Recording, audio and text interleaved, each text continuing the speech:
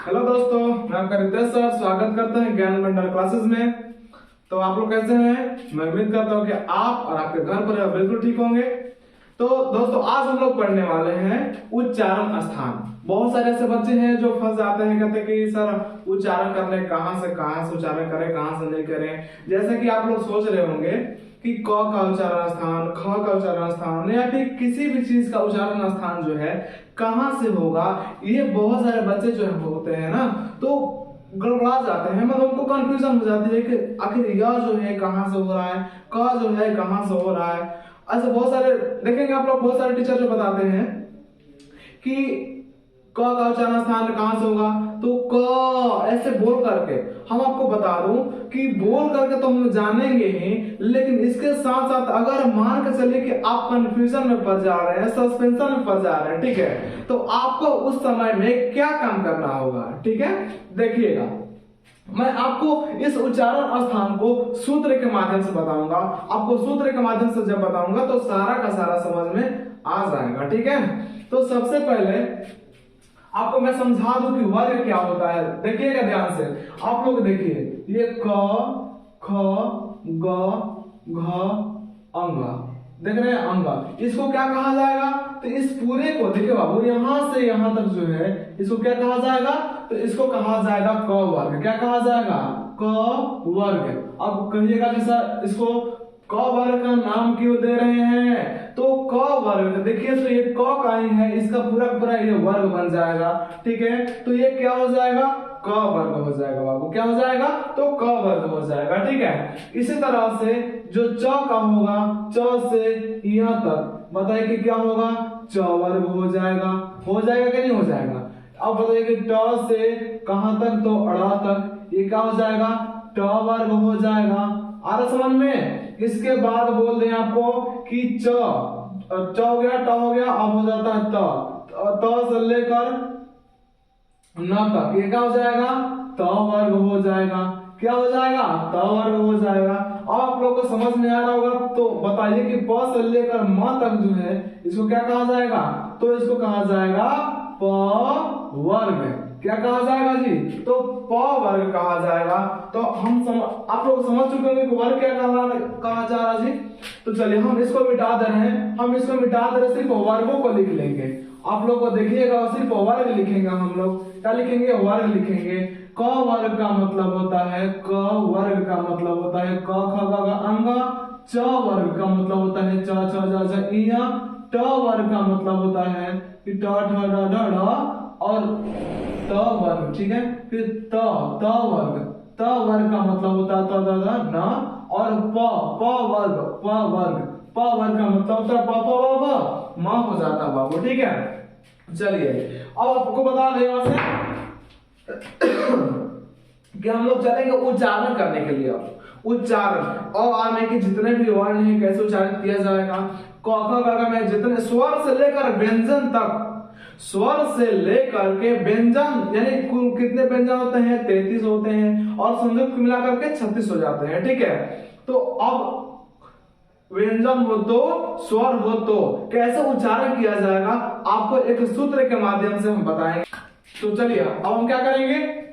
अब हम सूत्र के जरिए आपको क्या करेंगे? उच्चारण करने का तरीका सिखाएंगे। एक सूत्र के माध्यम से आपको क्या सिखाएंगे? तो उच्चारण करने का आपको तरीका सिखाया जाएगा। तो चलिए हम पहला सूत्र जान लेते हैं कि पहला सूत्र है अकुह विसर्जनीय नाम कंठ। आपको कहने नहीं आएगा? अकुह विसर्जनीय। अब आप लोग कहिएगा कि सर इतना बड़ा बड़ा कैसे याद होगा? बस एक बार समझ आना है। अकुह विसर्जनीय, अकुह विसर्जनीय नाम कंठ है। नाम कंठ है।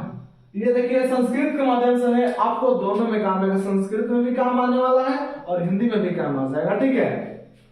आपको विसर्जनीय नाम कंठ है। इसमें देखिएगा कि इसमें 4 ऐसे जो शब्द हैं आपको क्या कहना है उच्चारण से होगा, किससे? तो कंठ से होने वाला है। बता दें आपको कि इसमें जितना भी आपको शब्द मिलेंगे, जितने भी इसमें आपको उच्चारण जैसे कि अक्षर मिलेंगे, किससे उच्चारित होंगे? तो कंठ से होंगे बाबू। किससे होंगे? कंठ से होंगे। देखिएगा अ का मतलब होता है, देखिएगा बाबू ठीक से, अ का मतलब होता है क्या कि क्या होता है जी? तो अ और आ, ठीक है, अ और आ। अ और आ जो है कह रहा है कि किससे होगा? कंठ से। बोल कर देखिए, अ जीभ जो है आपका इधर उधर सटेगा नहीं। कहां से आ रहा है? देखिए एकदम आवाज यहां से निकल रहा है, यहां कंठ के पास से, ठीक है।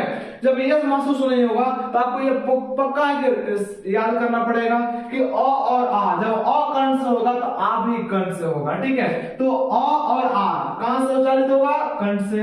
कु, तो कु का मतलब होता है कु का मतलब होता है क वर्ग। क्या होता है? क वर्ग। क वर्ग समझ में आ रहा जी? अ आ कॉमा कु का मतलब होता है क वर्ग, और क वर्ग का मतलब होता है कि क ख ग घ और अंग। क्या होगा? अंग। इन सभी का देखिए, अ का मतलब आ हो गया, कु का मतलब क वर्ग हो गया, मतलब क अंग, और विसर्जनीय का मतलब होता है सॉरी ह बचा हुआ जी। हाँ देखिए यहाँ पे हाँ, इतना होने के बाद देखिएगा ह का उच्चारण कहां से होगा? पहले क बोल लीजिए, क ख ग घ अंग। जीव जैसे है वैसे ही रह रहा है, ठीक है। लेकिन ह बोलकर देखिए, ह भी बोलिएगा तो कंठ से ही आवाज निकल रहा है। जीव इधर उधर लपचप नहीं कर रहा है, जीव जो इधर उधर सट नहीं रहा है। जीव कहां सट रहा है? कहीं पर नहीं सट रहा है। ये डायरेक्ट कहां से आवाज आ रहा है? कंठ से आ रहा है। कहां से आ रहा है बाबू? कंठ से आ रहा है। तो ह का उच्चारण कहां से होगा? कंठ से होगा। अब देखिए विसर्जनीय, तो विसर्जनीय का मतलब क्या होता है? विसर्जनीय का मतलब होता है कि विसर्ग। क्या होता है? विसर्जनीय का मतलब होता है विसर्ग। देखिएगा विसर्ग, और विसर्ग का मतलब होता है, देखिएगा ध्यान से, विसर्ग का मतलब होता है कि आधा ह। देखिए विसर्ग का मतलब देखिए ये होता कि नहीं होता जी? विसर्ग। और विसर्ग का मतलब होता है आधा ह। जब बताइए कि जब पूरा ह कंठ से निकला हुआ है तो आधा ह कहां से निकलेगा? कंठ से ही निकलेगा। कहां से निकलेगा? कंठ से ही निकलेगा। तो बताइए समझ में आया? अ का मतलब अ आ, कु का मतलब क वर्ग, ह का मतलब ह, और विसर्जनीय का मतलब आधा विसर्ग। आधे समय विसर्ग का मतलब होता है क्या कि आधा ह। इन सभी का उच्चारण स्थान कहां से होगा? तो कंठ से होगा। तो देखिएगा हम इसे यहाँ पे आपको बढ़िया से लिख दे रहे हैं कि क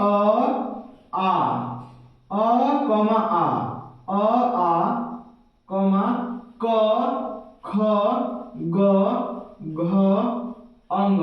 ये सारा का सारा जो आप देख रहे हैं लिखने के लिए, ये वाला अंग ठीक से लिख लेते हैं, अंग, ठीक है। इसके बाद देखिएगा कि दिया हुआ है कि ह, इसके बाद विसर्ग, ये आधा ह कर लेते हैं इसको, इसका मतलब ये विसर्ग होता है। का उच्चारण स्थान, का उच्चारण स्थान क्या है? कंठ है। अब आप लोग कहिएगा कि सर कैसे? तो अब हम आपको बता दें कि ये जितने भी हम बता रहे हैं ये जल्दीबाजी के लिए बता रहे हैं, ठीक है। एग्जाम में ज्यादा टाइम नहीं बच गया है, ये जल्दीबाजी के लिए बता रहे हैं। जितना भी आपको इस तरह से पढ़ाया जा रहा है, ये समझ लीजिए कि एक ट्रेलर है, फिल्म अभी बाकी है दोस्तों, अभी फिल्म बाकी है। जैसे ही एग्जाम होने लगेगा, एग्जाम हो जाएगा, नया सिलेबस आ जाएगा, तो मैं आपको एकदम बेहतर से बेहतर ढंग से बताऊंगा। जो नया जैसे क्लास आने वाला है 2024 का नया जो बैच आने वाला है, उसमें इतना आपको बेहतर ढंग से बताया जाएगा कि आपको कहीं पर हिलने का मौका नहीं दिया जाएगा। एकदम फटाफट कहां आएगा? मेमोरी में डाउनलोड हो जाएगा तुरंत धक्का। चलिए बाबू 2 नंबर देखते हैं। इसका 2 नंबर सूत्र देखिएगा, आपको विसर्जनीय नाम कंठ हो गया। दूसरा देखिएगा कि इच्छु वस नाम तालु, इच्छु यस नाम तालु। इचुवसनम तालु, इचुवसनम तालु। अब कहिएगा सर इसमें क्या निकलेगा, तो मैं बता दूं आपको कि जितना भी हो रहा है सब चार, देखिए 1 2 3 और ये विसर्ग, चार वो अंक था ना जी, चार अक्षर था ना, इसमें भी हम चार अक्षर पकड़ेंगे। देखिए ई चू य स, और ये नाम तालु जो है हम लोग बस सजाने के लिए बस है, ठीक है। देखिए ई का मतलब होता है, मैं आपको बता दूं, ई का मतलब होता है, देखिएगा ई का मतलब होता है कि हर्षई और दीर्घई।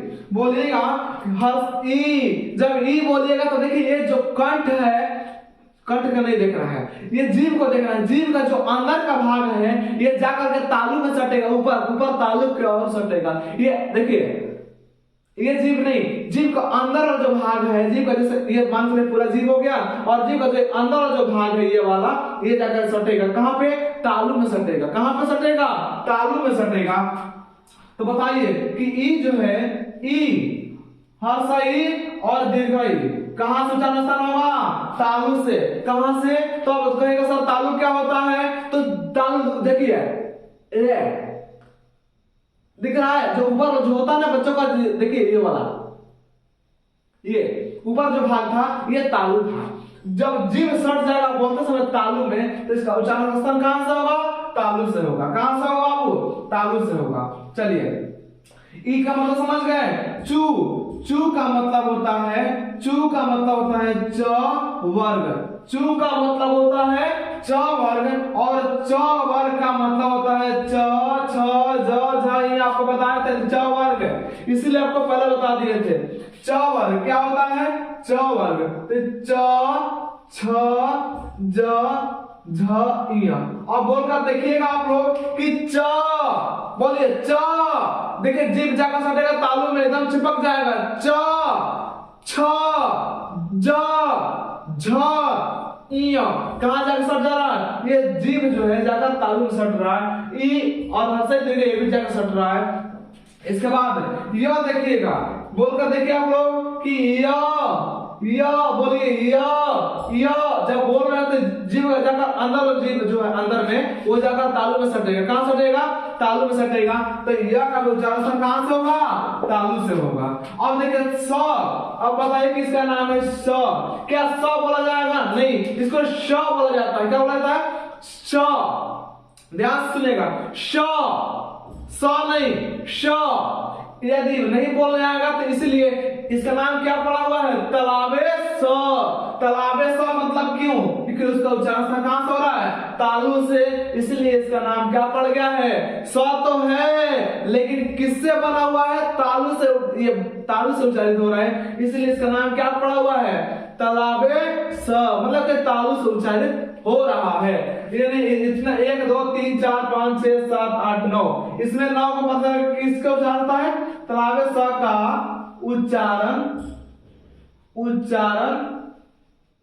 स्थान क्या है, तो तालु है, तालु है। ठीक है, चलिए हम इसको मिटा देते हैं। चलिए, ओहो ये मिट गया। ठीक, आगे बढ़िएगा, आपको ये वाला लिखना है, ये वाला, इसमें ये वाला, इसमें ये वाला। 3 नंबर देखिएगा, इचुवसनम तालु हो गया, आपको सिद्धनियाम कंठ हो गया। जो अगला आने वाला है ये है ऋतु रसणाम मूर्धा। क्या, ऋतु रसणाम मूर्धा, देखिएगा ध्यान से, ऋतु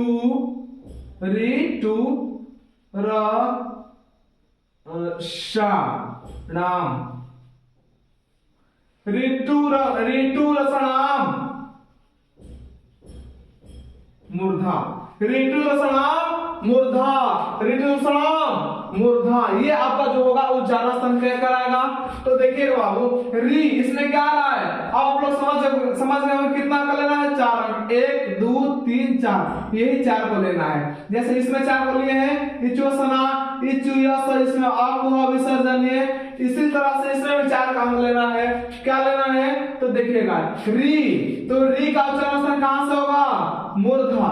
अब मूर्धा क्या होता है, मूर्धा कितना बच्चे समझ रहे कि ये पूरा मुंह है, अरे बाबू ठीक है, मुंह तो आप समझ रहे हैं, आपको कन्नड़ से बिल्कुल ठीक है, लेकिन मूर्धा का मतलब होता है ध्यान से सुनिएगा, च बोलिएगा तो जीभ जो है तालू में जाकर चिपक जाता है। जैसे कि मान लीजिए कि देखिए, जैसे कि ये देखिए, ये हो गया का मुंह हो गया, ये आपका जीभ हो गया। तो जब च बोलेगा तो चिपक जाता है जीभ, च सट जा रहा है। बोले ट जब बोलेगा तो आपको जो जीभ जो है, ये वाला जीभ, ये ऊपरी हिस्सा, जीभ का ऊपरी हिस्सा समझ लीजिए, ठीक है। ये जाकर कहां सटेगा, ये तालू के से ऊपर सटेगा, खाली ऐसे जाकर सटेगा, हट जाएगा, सटेगा हट जाएगा। बोले ट बोल कर देखिए, री जब बोलेगा जाकर सट रहा, फिर हट जा रहा है। और बोले कि ई जब ई बोलेगा तो जीभ चिपक जा रहा है। या बोले ट जब ट बोलेगा तो जीभ ऐसे जाकर हट जा रहा है। बोले च जब च बोलेगा तो क्या हो जाएगा, जब च बोलिएगा तो क्या हो जाएगा, ये चिपक जाएगा।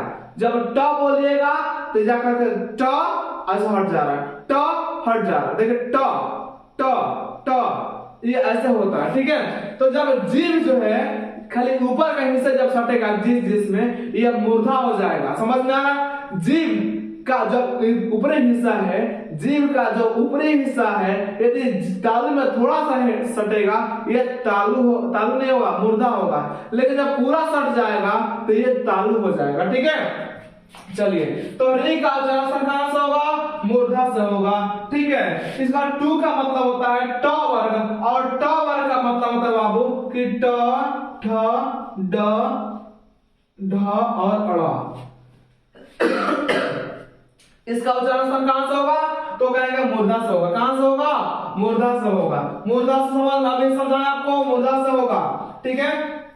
इसके बाद देखिए र का उच्चारण कहां से होगा, र का उच्चारण कहां से होगा, मूर्धा से होगा। र का उच्चारण कहां से होगा, मूर्धा से होगा। इसके बाद हम बताते हैं आपको कि देखिए स, ये स जो है इसका नाम क्या है, देखिए इसको श बोलेंगे, इसको स बोलेंगे, श श श श श स, पूरा सा नहीं, श श श श, ठीक है। इसका नाम है तालु से हुआ तो तलाबे सा, इसका मूर्धा से हुआ इसलिए नाम क्या पड़ा हुआ है, मूर्धन्य स, मूर्धन्य स, ठीक है, मूर्धन्य स। का मतलब का उच्चारण स्थान, उच्चारण स्थान, उच्चारण स्थान का है जी, तो मूर्धा है, मूर्धा है।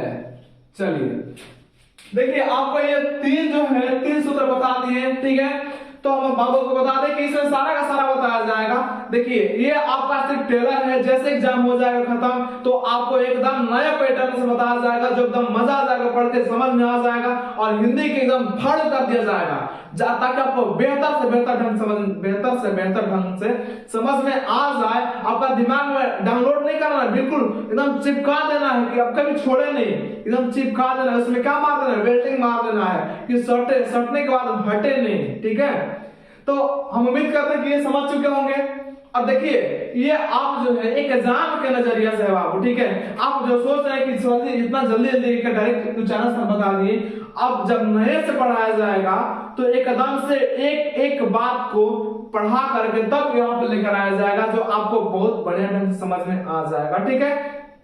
इसमें घबराइएगा नहीं। तब तक मिलता है नेक्स्ट वीडियो में। यदि वीडियो समझ में आ रहा है तो वीडियो को लाइक कीजिएगा और कमेंट कीजिएगा और चैनल को सब्सक्राइब कीजिएगा। आपका भाई हमेशा मिलता रहेगा, ठीक है। तो आपको बता दें कि यह वीडियो ज्यादा से ज्यादा शेयर कीजिए प्लीज आप लोगों से।